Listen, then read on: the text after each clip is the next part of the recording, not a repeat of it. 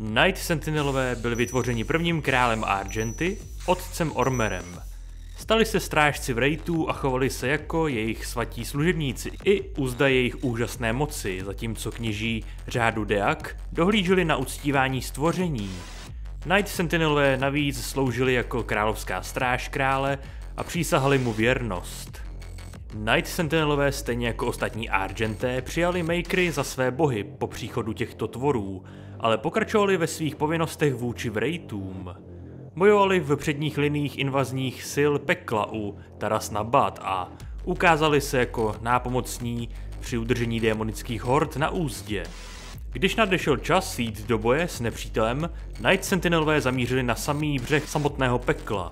Dokonce i titáni podlehli síle jejich válečných strojů Atlan. Během této doby se cizinec, Doomslayer, podivný muž z podivného světa, směl připojit k Night Sentinelům, což se nikdy v minulosti nestalo. Bylo to kvůli jeho zjevnému pochopení povahy vetřelců. Král Novik však sám přijal cizince mezi Night Sentinely a brzy bojoval po jejich boku, využívajíc jeho nesrozumitelnou houževnatost a zuřivost. Jak válka proti peklu zuřila, byli Night Sentinelové jedinými členy společnosti Argenta, kteří odmítli elixír, který byl vytvořen studiem invazních démonů.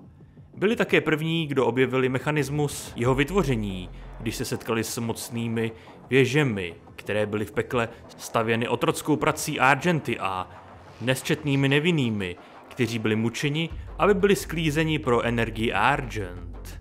Jejich pokusy nahlásit tento strašný objev dopadly na hluché uši a dokonce i někteří z jejich vlastních řad odmítli zpochybňovat činy Khanmaker. To zaselo semínko občanské války mezi Argenty, přičemž ti, kteří jsou lojální Khanmaker, odsoudili Sentinely a krále a dokonce během toho se vzdali své přísahy Wraithům. Když byli tito zrádní Sentinelové poraženi v bitvě, byli vzkříšeni v podobě Maraudrů. Ti, kteří byli lojální Wraithům, sestavili dvojí plán. Night Sentinelové vstoupí silou do pekla a svrhnou věže duší, aby přerušili tok energie Argent do Urdaku, zatímco jiní probudí spící Wraithy, aby inspirovali lid Argent Dnur. V obou případech ale byli zrazeni. V prvním případě kněží řádu Deak tajně stáli na straně Makerů, zatímco předstírali lojalitu k Night Sentinelům. Když otevřeli portál pro Sentinely k invazi do pekla, místo aby se objevili jako sjednocená síla, byli rozptýleni a ze všech stran se na ně vrhaly pekelné legie, zatímco cesta zpět byla zablokovaná. Všichni, kdo se zúčastnili nešťastné výpravy, zahynuli kromě jednoho. Muže, kterému kdysi říkali cizinec, kterého démoni znali jako Doomslayer. Druhá zrada byla ještě větší.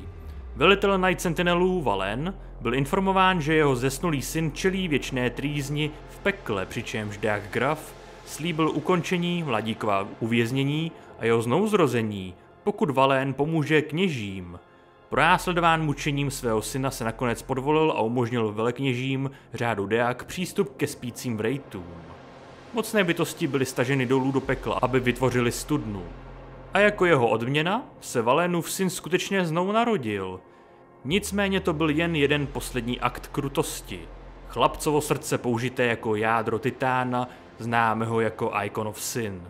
Za to bylo Valenovo jméno prokleté a byl znám pouze pod přezdívkou Zrádce.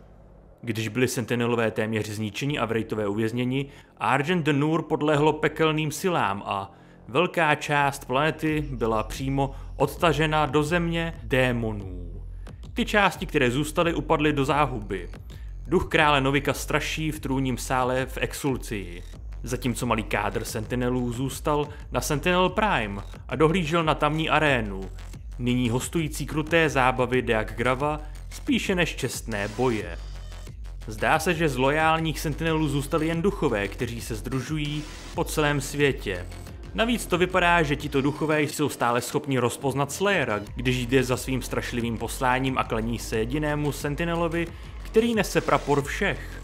Nicméně datadisk The Ancient Gods část 2 odhaluje, že na Argent Dnur zůstalo několik klanů věrných, kteří byli nuceni se skrývat, aby se vyhnuli otroctví a smrti.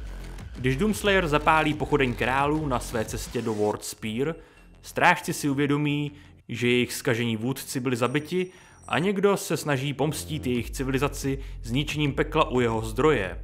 To je inspiruje, aby shromáždili své zbývající síly a připojili se ke Slayerovi při útoku na Imoru. Tak toto byl celý příběh Night Sentinelů. Jinak díky moc za sledování, za podporu ať už v podobě lajku, dislajku, odběru se zvonkem, komentáře, sdílení či finanční podpory v podobě Patreonu, YouTube členství nebo donateu. Vpravo nahoře budete mít kartu k playlistu zahrnující videa z celé této série. V popisku pod videem máte odkazy na mé sociální sítě, kam denně dávám info o dalších videích, streamech a dalších zajímavých věciček.